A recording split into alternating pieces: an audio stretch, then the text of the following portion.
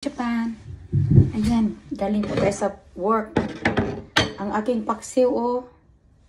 Ano yan? Paksiw na iwashi. Anong tawag ngayon? Tamban ata yan sa Pilipinas. Pangalan na isda. Ganito, guys. Ang daming tinik niyan. Yung ating inihaw na na eggplant. Let's eat. Itadakimasu.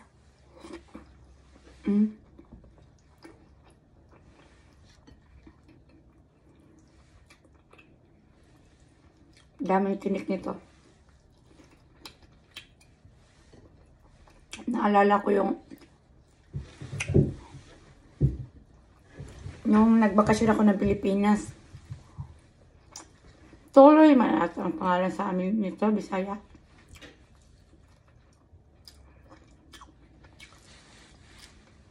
Ano guys, inihaw na ganyang tuloy. Ang daming tinik nun, di ba?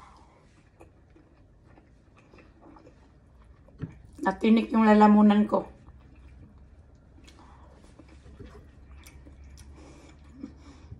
Kasi pabilis ang kain eh.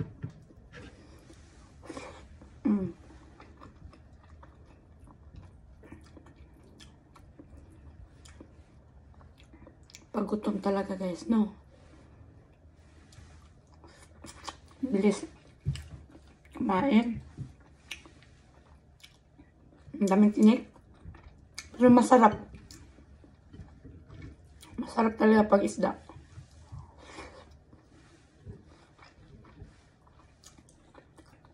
Lalo na kung fresh. Bagong isda. Ang sarap. Sabaw pa lang, oh. Sarap.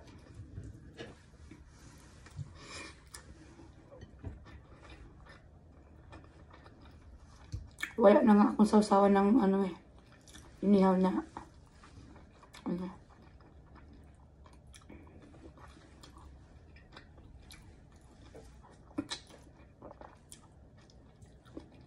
Hindi talaga ako mapili sa mga ulam guys, pagkain.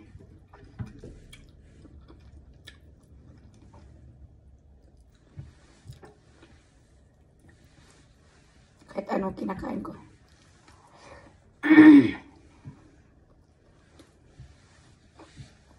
Sobrang daming tinik. Kumain na kayo guys. Kung sino pa yung hindi pa kumain dyan, magkuha na kayo ng pagkain. Para sabay tayo.